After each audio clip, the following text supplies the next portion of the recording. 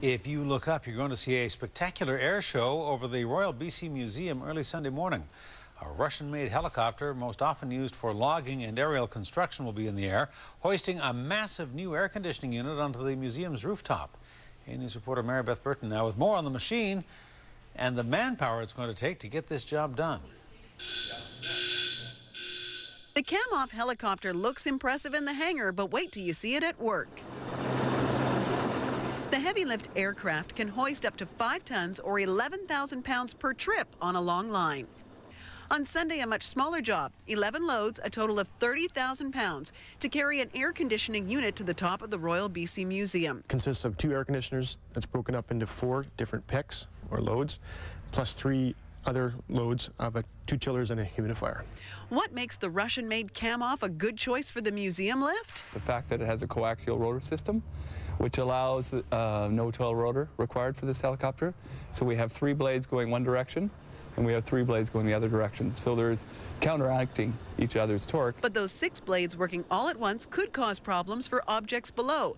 The first stop for the chopper is Ogden Point for fuel at 6 a.m. After the helicopter picks up off of Ogden Point, it's going to be escorted through the harbor by a Zodiac so that we don't damage any sailboats or anything that can be damaged by the downwash that this helicopter produces.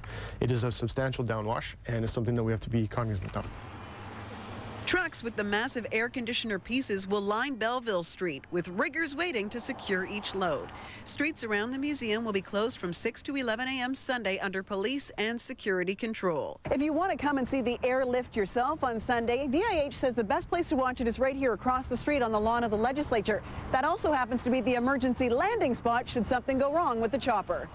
The aerial delivery system seems like a very elaborate and complex plan, but the museum says the more obvious choices were ruled out. Well, we had explored the opportunity to use a crane, but putting a crane on Belleville Street and then trying to lift the boom arm up and over top a 6-story building into the center of the building was just not practical.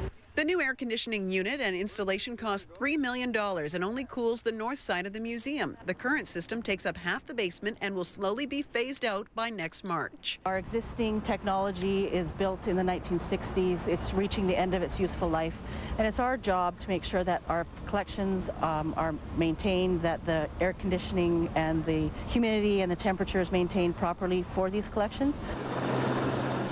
The cam-off can work for 4 hours without a fuel fill-up. VIH hopes to finish by 11 a.m. That's when the museum will open, an hour later than usual.